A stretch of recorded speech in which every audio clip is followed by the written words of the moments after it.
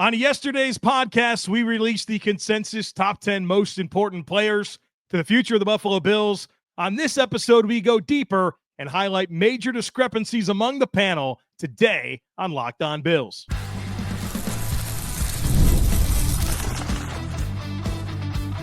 You are Locked On Bills, your daily Buffalo Bills podcast. Part of the Locked On Podcast Network, your team every day.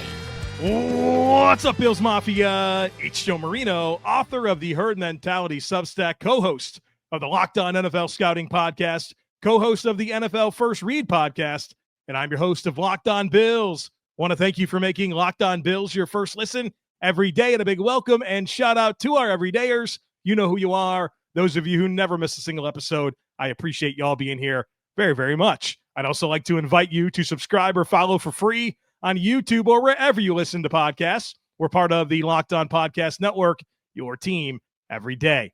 Well, folks, welcome in and welcome to part 2 of our series on ranking the most important players to the future of the Buffalo Bills.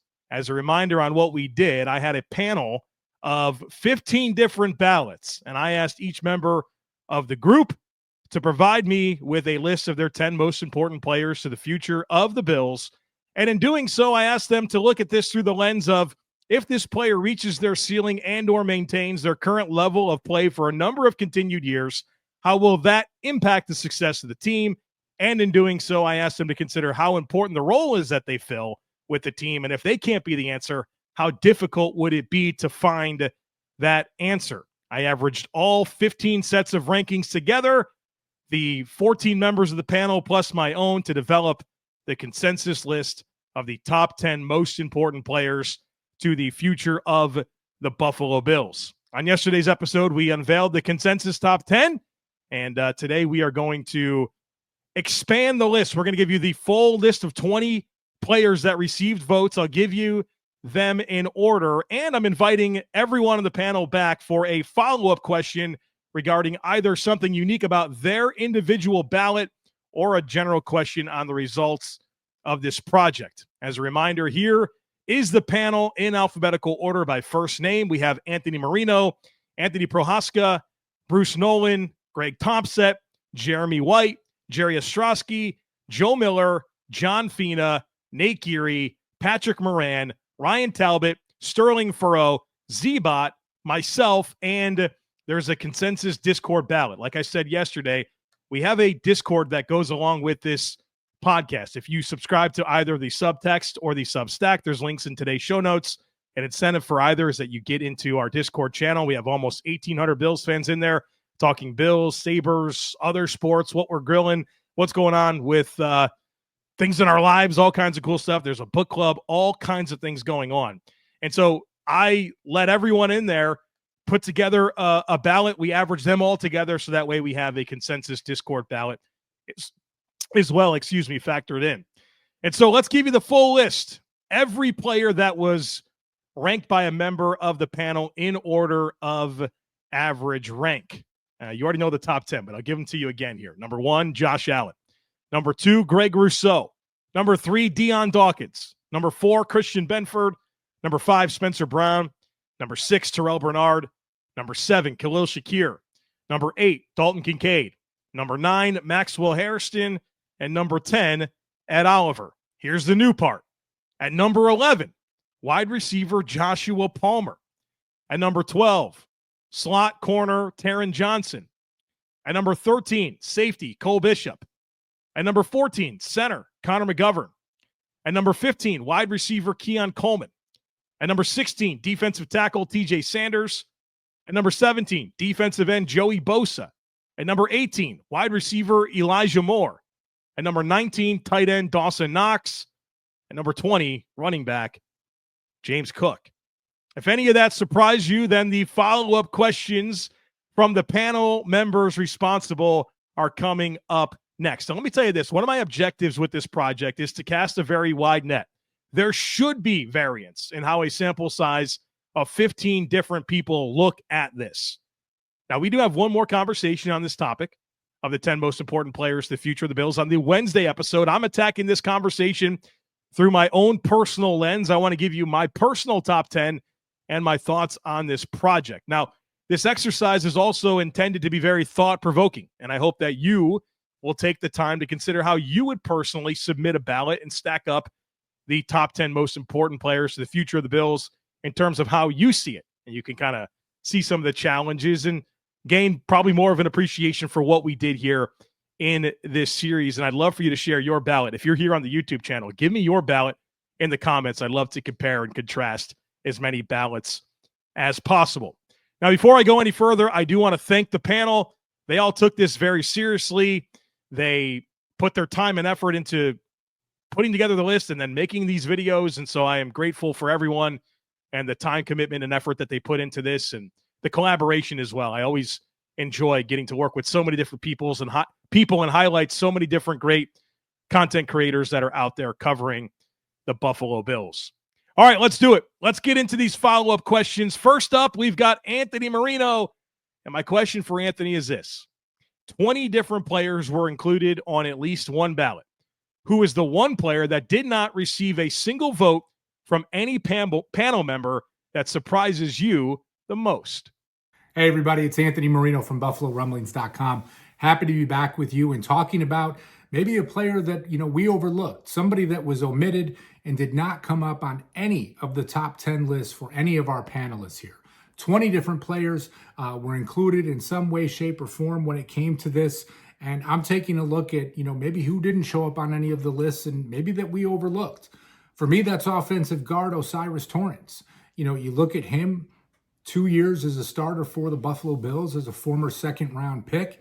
And there are some questions as we talk about the future of the Buffalo Bills offensive line. Connor McGovern, his contract is coming up. No extension is taking place yet. Certainly it's something you hope to see will happen, but there's some uncertainty there. David Edwards going into the last year of his 2-year contract with the Bills. Let's see what happens moving forward. Deion Dawkins, as fantastic as he has played right at left tackle and being a Pro Bowler and a face of the franchise, at some point Father Time will catch up. So do the Buffalo Bills look for a little bit of a youth movement on that right side of the line? And is O'Cyrus Torrence someone that could have a long-term deal in play for him? And again, you talk about the list. So far, 20 guys have been included. So, when you talk about omissions, there wasn't anyone that I saw as too major of a snub. I thought maybe John Fina or Jerry Ostroski would have included Torrence on the list because, right, they played offensive line in the NFL. Thought maybe they would show a little bit of love.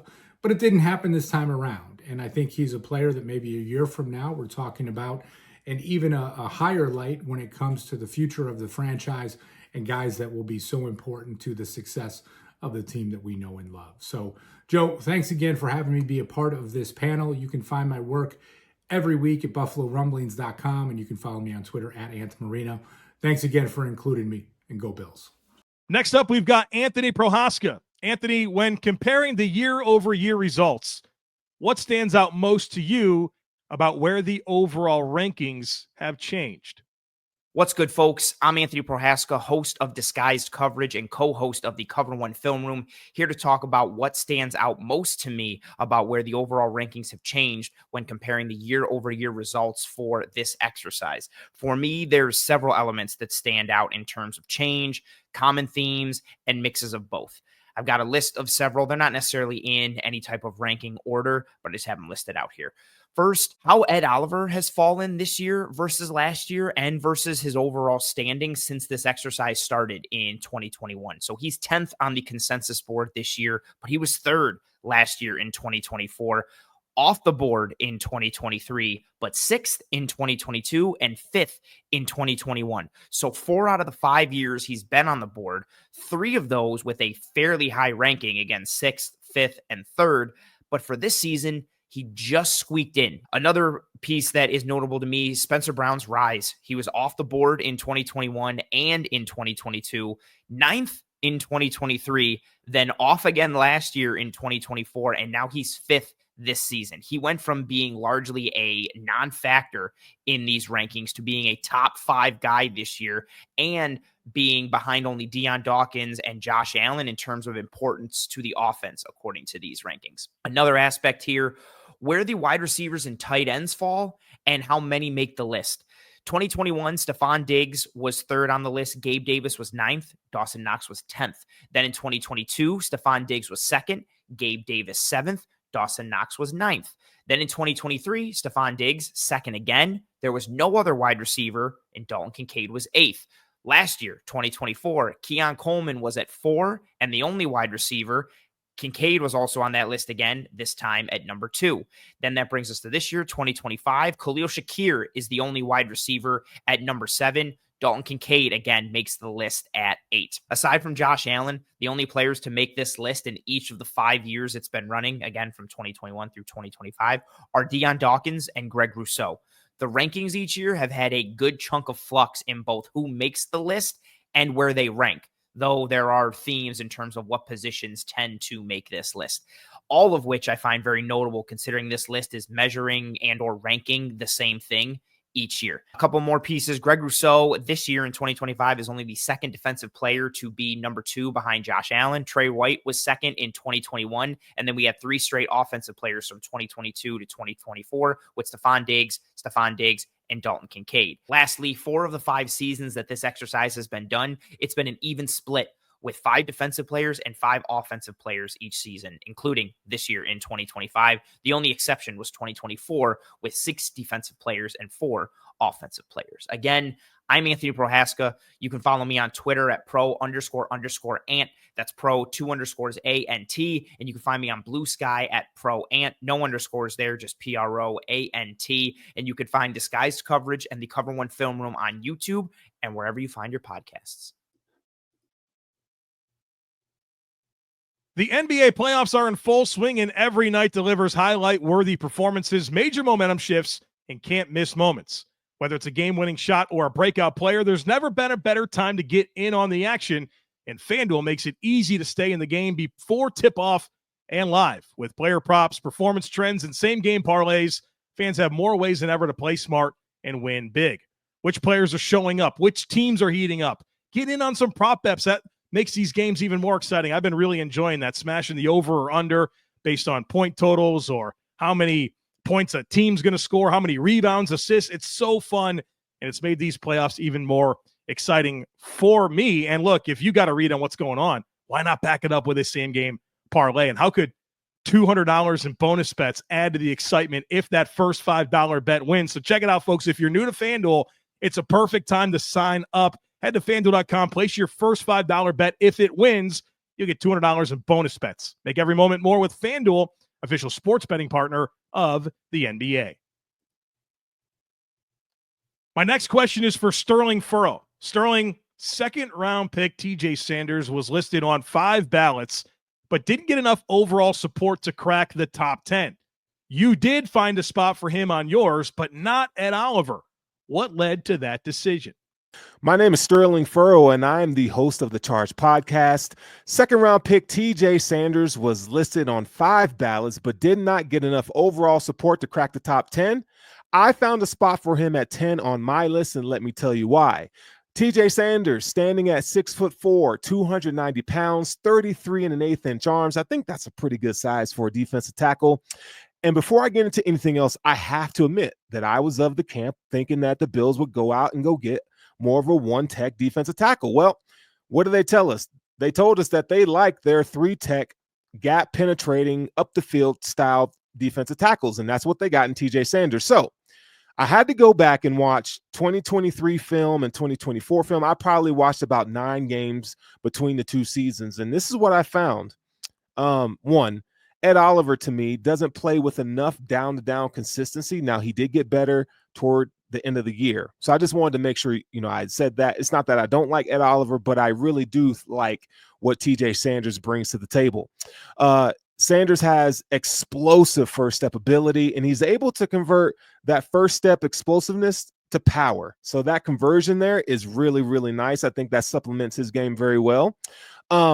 He has very good lateral quickness, and you look at 2023 and 2024, you see his improvement as a run defender.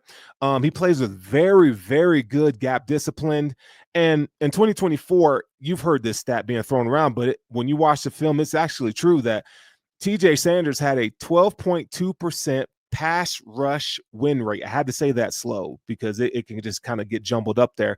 But that is freaking elite, not just among defensive players, from the edge, but from an interior pass rush. That is freaking amazing. 12.2 pass rush win rate. And so I look at who he's playing with. He's playing with Ed Oliver, Greg Rousseau, Joey Bosa, Michael Hoyt. I mean, these are going to be the guys that he's going to be in rotation with. The packages that they're going to be having on third downs and pass rush situations, I think is going to be able to create some ability for him to win 1v1. I mean, who are you going to double team? You might have to double team Bosa. Rousseau definitely is going to garner some attention. And also, Ed Oliver garners a lot of double teams. So what does that leave? Well, that leaves our good buddy here, TJ Sanders. He has the ability to wreak some havoc. Don't sleep on the guy. He's going to be a very special player for the Bills. And matter of fact, he is my favorite draft pick of the Bills this season. Again, I am Sterling Furrow, host of the Charge Podcast. You can find me on Thursdays. My Twitter handle is @FurrowSterling on Twitter. And I just want to give up a go Bills.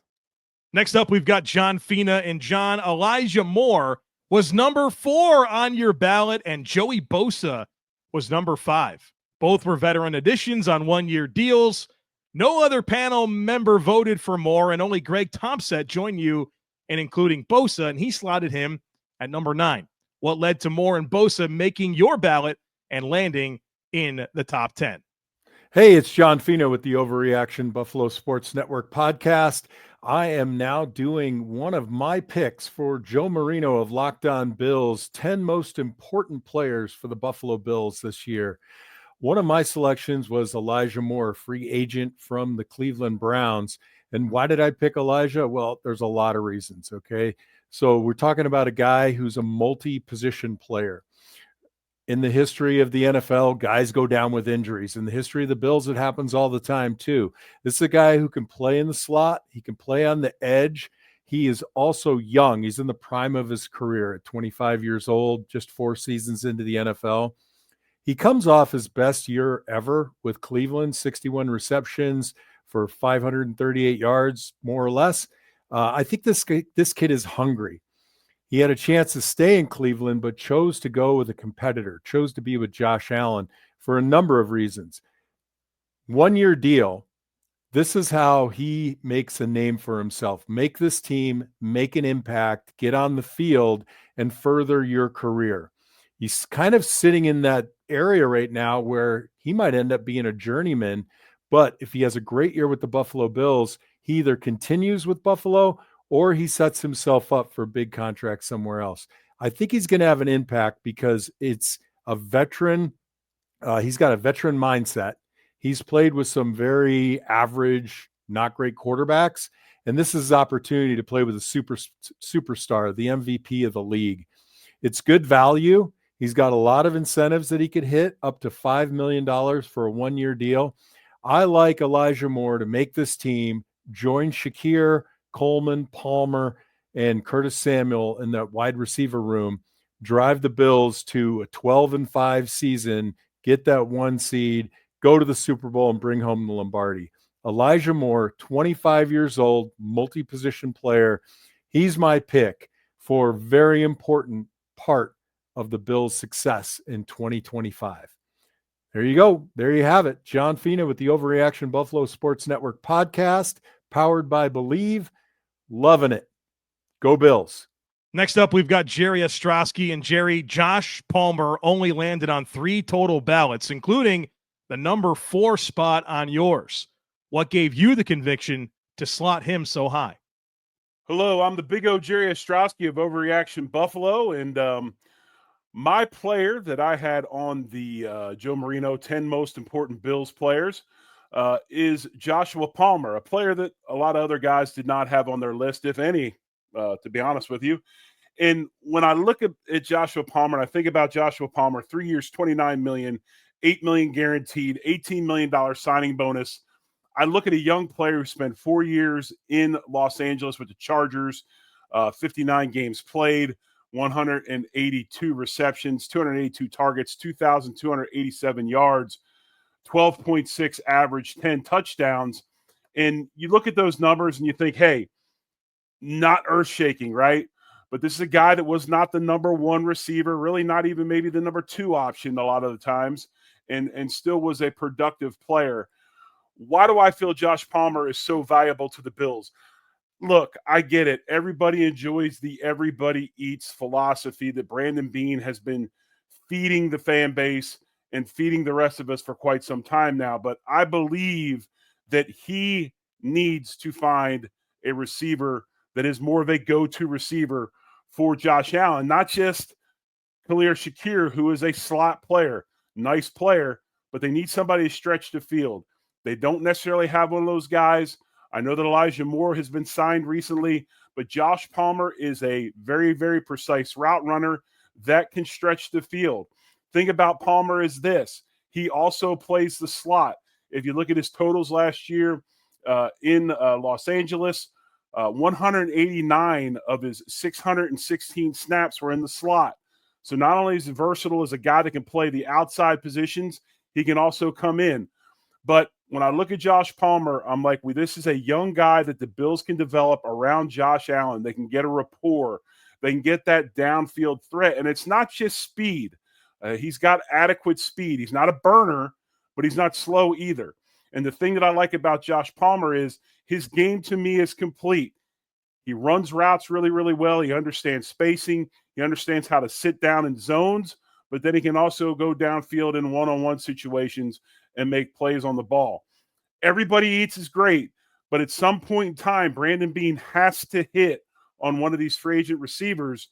If you look at the investment the Bills made, while it's not vast or huge, I think the Bills believe that Josh Palmer can be that guy. And what better person? You have a guy coming in on a team that's salary cap strapped. He's not making just ridiculous wide receiver one type money, and now all of a sudden you're getting wide receiver one type results. So I think it's important for the Bills franchise.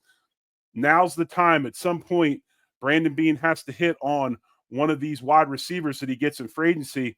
I think Josh Palmer is primed to be that guy and can be the reliable downfield threat that Josh Allen so desperately needs in this Buffalo Bills offense. Again, I'm the Big O, Geary Ostroski of the Overreaction Buffalo Sports Network.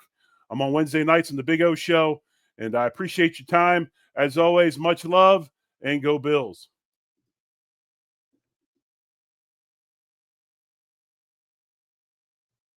Next up, we've got Greg Tompsett. And Greg, you are one of just 3 panel members to not include Terrell Bernard in your top 10 ballot.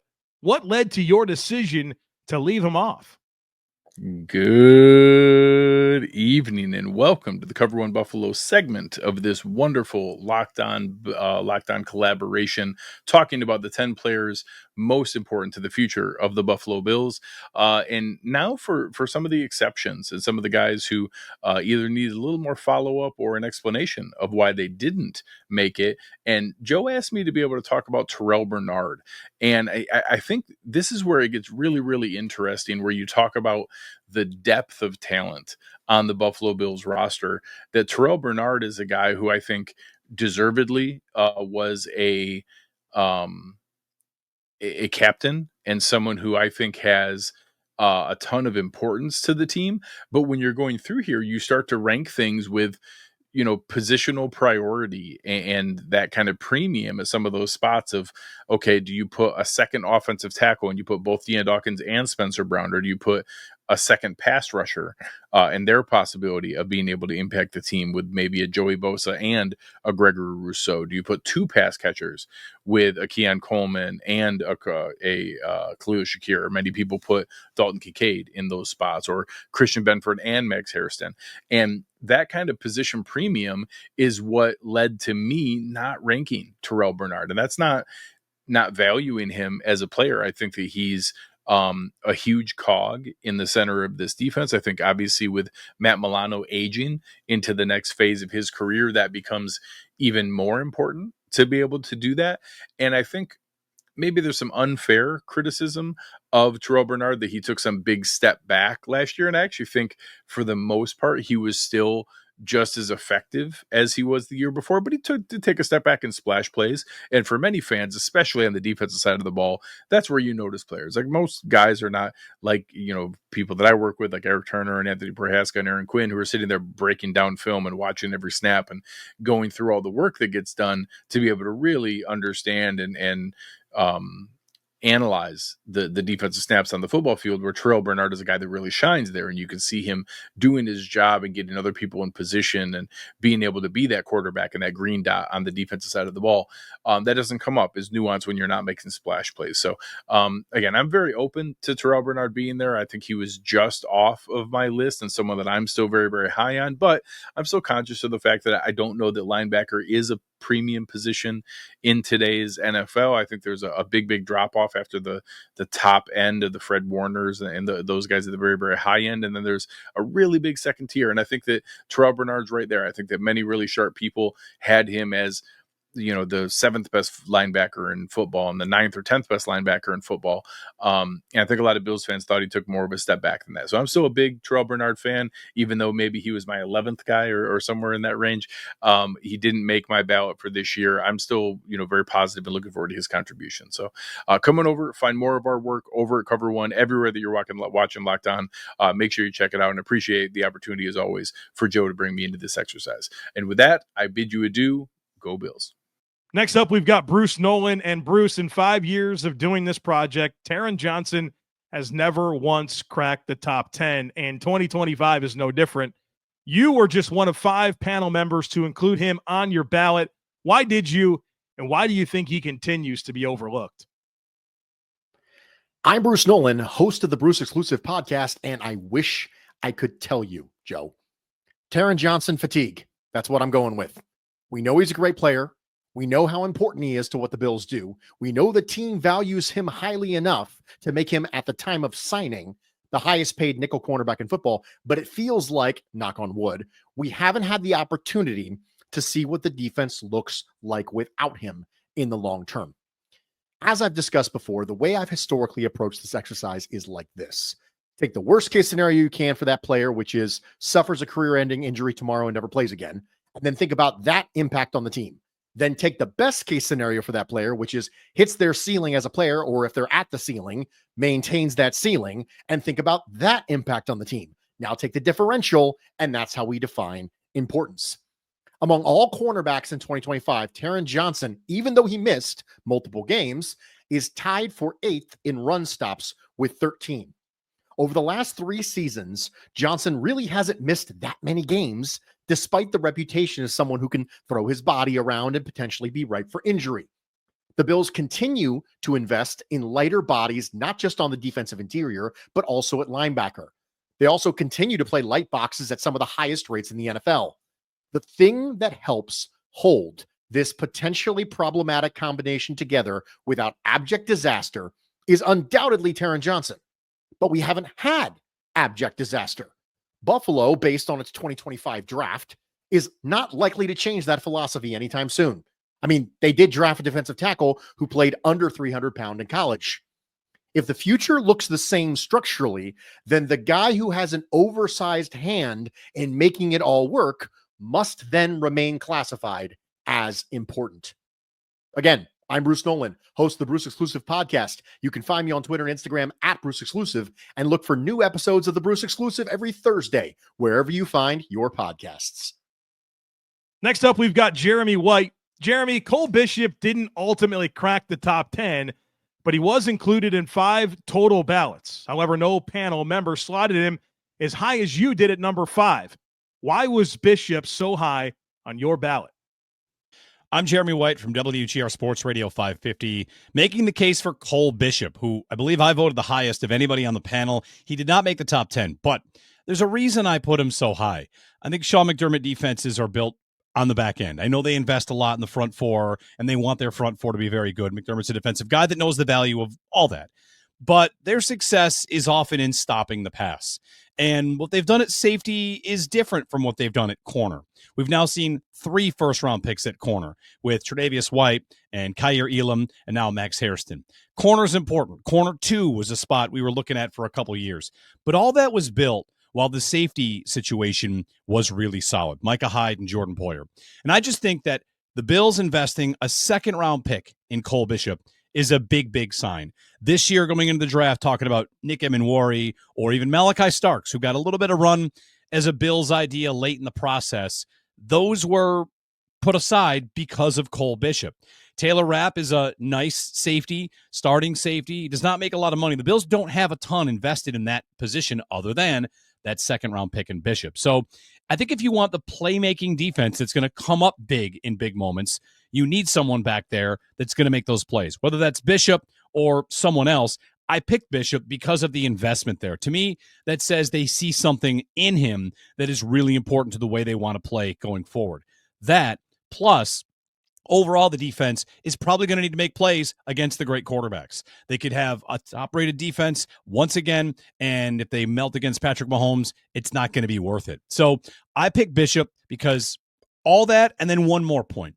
They could have a rock-solid defense, but if they have a leaky spot over the top, which in Bishop's first-ever action really against Houston, there was a big leaky spot, right? Got dusted over the top by Nico Collins. I don't expect that to happen all the time, but weak links, one spot, the best quarterbacks will exploit. Weak links is a safety spot. To me, guys that create, guys that can make things happen after the snap, after the plays break down. You've got lots of guys that can break the pocket, that can get away from pass rushers. You could pass rush all you want. You're going to need people back there on the back end that make a difference. And for me, it's Bishop because of the investment and because of how I've seen this McDermott defense when it's at its best, rely on the back end, and he is really the most they've invested at that position other than Max Hairston since Trey White. Looking at the back end, Cole Bishop is important to the Bills. Again, I'm Jeremy White. You can follow me on Twitter at JeremyWGR and listen to me every morning on WGR Sports Radio 550, part of Jeremy and Joe. Next up, we've got Z-Bot, and Z-Bot, you were just one of 4 panel members to not include Dalton Kincaid in your top 10. What led to your decision to leave him off? So I was one of the only panel members to not include Dalton Kincaid in my top 10 list, and it was one of the tougher decisions that I had to make. And it wasn't until I finished making my list that I realized I hadn't included him yet, but I still had to leave him just slightly on the outside looking in. To explain why Kincaid was left off, it's best to start with why there were 10 other players in front of him. I only had 4 total offensive players in my top 10, with Josh Allen being number 1 without any need for an explanation. I then had Deion Dawkins and Spencer Brown, and that's because I think the Bills' offense and Josh Allen are currently what they are because of these 2 anchoring down an offensive line that went from mediocre to one of the league's best. I don't think it's hard to see that the Bills' offense was able to ascend to new heights last year, despite the loss of Diggs, despite the loss of Davis, because of what the offensive line was able to bring to the table. Josh Allen was the least sacked quarterback in the NFL who started all 17 games, which attributed to an historically low turnover rate and an all-time scoring offense for this franchise. The only other offensive player I included in my list was Khalil Shakir, and that's because right now I view him as the best weapon on the team and perhaps the most proven and consistent passing target currently for Josh Allen. The 6 other players on my list were all defensive players, and that's because I think the future of the Buffalo Bills, in terms of being able to win a Super Bowl, is dependent on the defense taking a step forward. Josh Allen and the offense have proven they're among the league's best, and it has felt like time and time again they have been let down in the biggest moments by the shortcomings of this defense. I think if the most pivotal defensive players, both vets and newcomers, are able to collectively improve this defense as a whole, the Bills will finally be able to get over that hump. Perhaps the biggest reason Kincaid just missed my top 10 list was because of how last year played out. My entire perception in terms of how I view offensive weapons has been completely altered based on what this offense was able to accomplish a season ago, despite going into the year with most expecting a letdown. The Bills offense ascended to new heights in 2024 in virtually every way. Josh Allen wins the MVP, and this was despite the fact that Kincaid missed multiple games due to injury, and his stat line was lowered as a result in virtually every metric. This is the same reasoning behind why I also left Keon Coleman off of my list. The way I see it, this is in no way an indictment on Kincaid or Coleman and their importance to this team and the offense, but it's more of a testament to the greatness of Josh Allen and his ability to seemingly be able to do anything with anyone, especially behind a stout offensive line and a top-tier run game, which this offense currently possesses. I think that year 3 for Kincaid is a massive year, and I think it will ultimately determine how we view him moving forward. If he's able to transition to that next level, I can guarantee you that this time next year, you will see him somewhere prominently in my top 10 list when we run this back in 2026. But for right now, after what we witnessed in 2024, I had to prioritize the defensive side of the ball and only include the offensive players that I believe to be the absolute core of one of the best units in the NFL. Next up, we've got Joe Miller. And Joe, for consecutive years, you have been notably higher on Connor McGovern, who did not make the overall top 10. He only appeared on 2 ballots. Jerry Estroski had him at number 9, but you had him at number 3 and number 2 last year. You doubled down. What is fueling this? What is going on, everybody? My name is Joe Miller from the Overreaction Buffalo Sports Network, and I'm here to talk about why I have Connor McGovern as the number 2 most important player, if you will, on this Buffalo Bills roster as it pertains to the future of the Buffalo Bills. And last year I had him at number 3. He only appeared on 2 ballots this season, was not in the consensus top 10. I had him at number 2. Jerry Ostroski had him at number 9. And when you look at Connor McGovern, 27 years old, 6'5", 318 pounds, last year of his contract. Josh Allen's growth as a quarterback, you can very much tie completely around his offensive line. Every year he seems to take another step forward, becomes more mature as a passer, more mature as a runner, more mature as a quarterback. And with that comes that, what do we want to call, comfortability with the guys in front of him. You take Connor McGovern last year, who there were concerns about making the jump from guard to center when the Bills, I don't want to say unexpectedly, but I would say it was in a consensus that we all thought Mitch Morse was going to be gone from this roster. The Bills move on from Mitch Morse. They basically make the statement, Connor McGovern is the guy. He's our center. Hasn't played center in the NFL. He's our guy for center for 2024. And then drafted Van Pran Granger, but who was green and probably not ready to play. There was no backup plan, I guess is where I'm trying to go with that. And Connor McGovern played outstanding last year. He had 3 penalties as the starting center, 959 snaps, 0 sacks allowed. And you could see the comfortability, the comfort that Josh had with Connor, the connection that Josh had with Connor McGovern. And for me, this is a guy, again, in the last year of his contract that the Bills have to re-sign.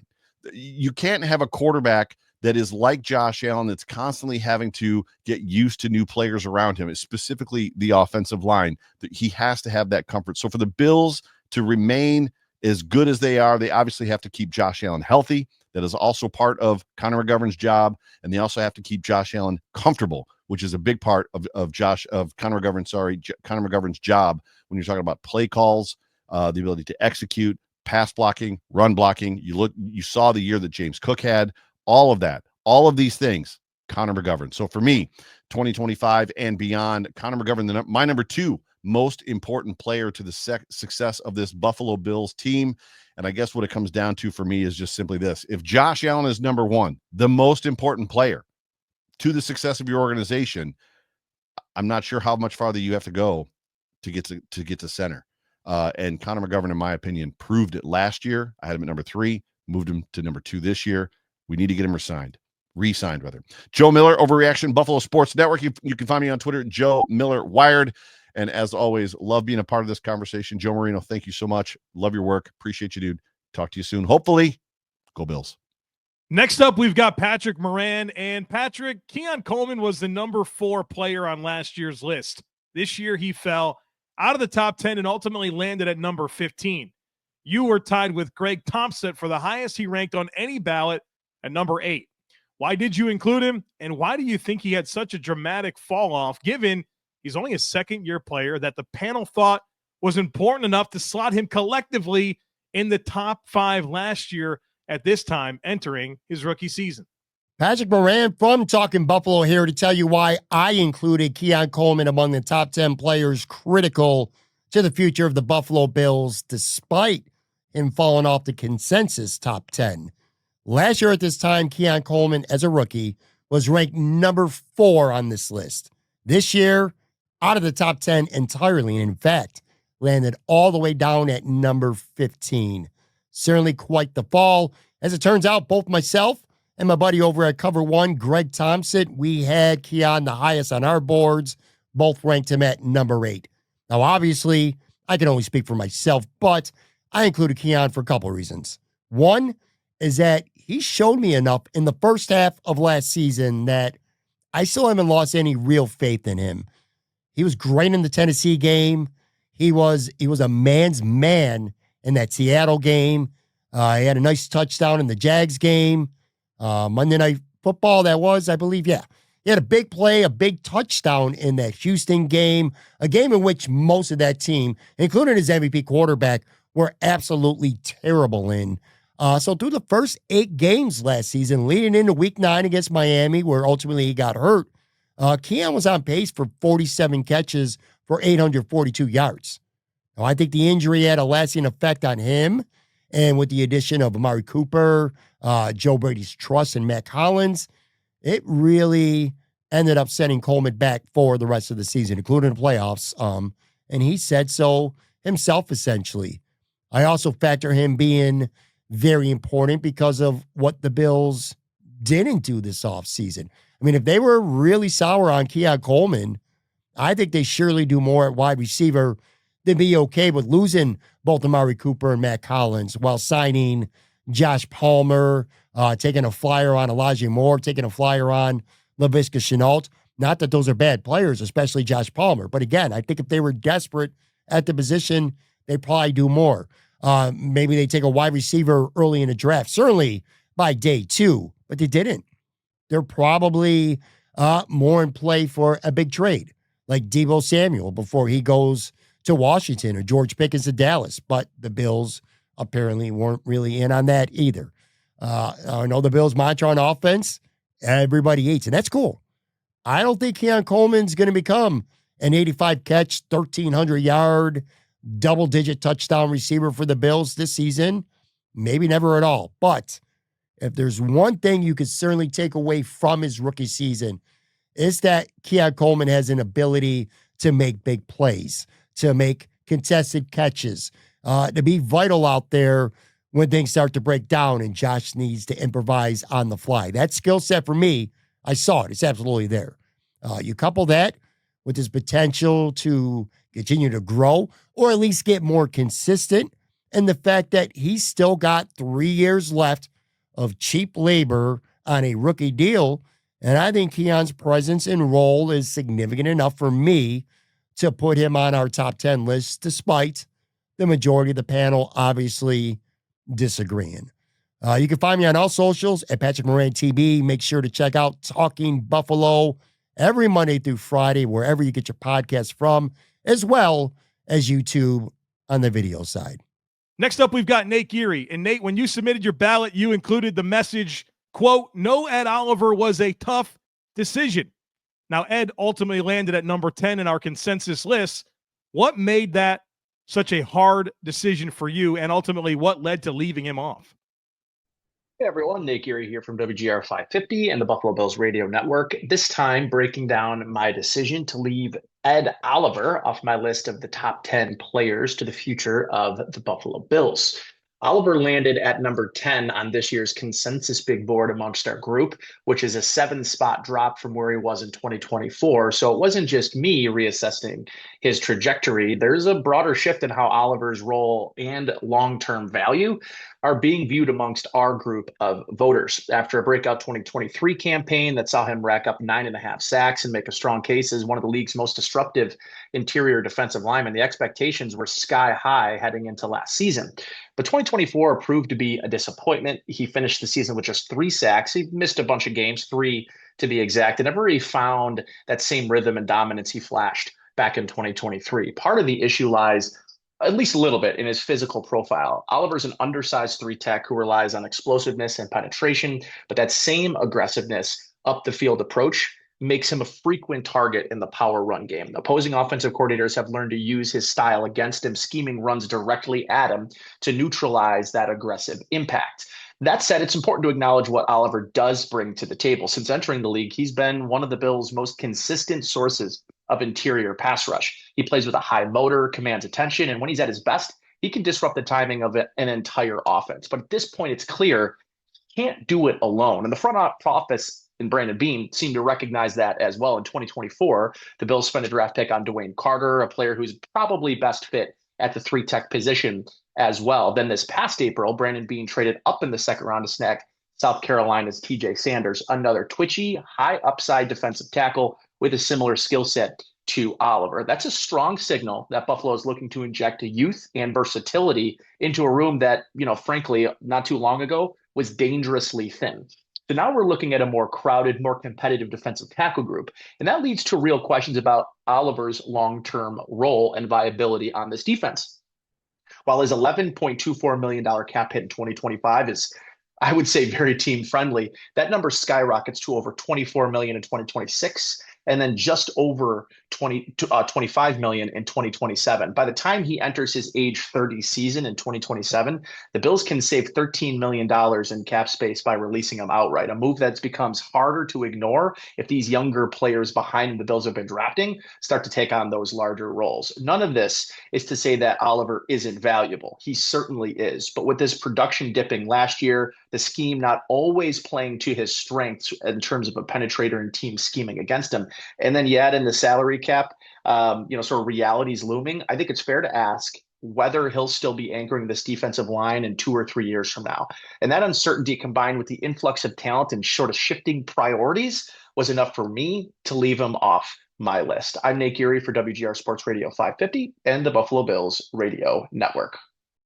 Next up, we've got Ryan Talbot. And Ryan, you were one of just 2 panel members to have the 10 players that you voted for to be the top 10 that landed in the consensus. I was the other one.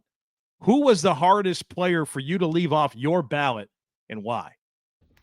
What's up, Bills Mafia? Ryan Talbot of the Syracuse Post-Standard and Shout Buffalo Football podcast, here to answer my second question in our consensus top 10 players to the future of the Buffalo Bills. Joe Marino and I were the only 2 people that had the entire consensus top 10 in our lists. I think he and I are on the same page in terms of which players are most vital to their success in 2025 as well as the future. So his question to me was, who was the player that was most difficult to keep off of my list this year? And, I think it's actually a very easy answer to come up with. For me, it is 100% James Cook. And James Cook was kept off of my list just because of the uncertainty of his contract situation. Fully anticipate him playing in 2025, obviously, with the Bills, but that might be it for him and Buffalo. And if that is it for these 2 sides, how can you put him in your top 10 list to the importance of their future? But we saw last year just how important James Cook is to this offense. James Cook comes in, has a career year, over 1,000 yards on the ground, 16 rushing touchdowns, another 250 plus yards receiving, and 2 touchdowns through the air. James Cook was the most important player on this offense not named Josh Allen. And in 2025, I fully expect the Bills to lean on their run game again, led by Cook. And then obviously you have Ray Davis and Ty Johnson as part of that, 3-headed beast. But Cook is so vital to this team that If he were to sign an extension, and I knew if I had my crystal ball and I could foresee that, he 100% would have made this list. And I know running backs across the league, sometimes they're a dime a dozen, you can get them anywhere, and there's some truth to that. But when you're talking about these upper echelon running backs, the Derrick Henrys of the world who just signed a 2-year extension recently in Baltimore, the Christian McCaffreys, I know he's coming off of a down year, but players like that, you can't just replace them. And, when it comes to James Cook, he's not necessarily in that caliber of player just yet, but it's going to be very difficult to find someone in, let's just say, the 2026 season, if Cook moves on, to replace 16 to 18 total touchdowns. And the way that he can take a one carry to the house, his talent in the passing game, and the list goes on and on there. So for me, the hardest player to leave off of this list was James Cook, because the talent level, what he means to this team. It's just the contract status that made it that I could not put him on the list. Once again, I'm Ryan Talbot of the Syracuse Post-Standard and Shout Buffalo Football Podcast. You can find the podcast on all your favorite podcast platforms, and we also stream live on YouTube, Facebook, and X.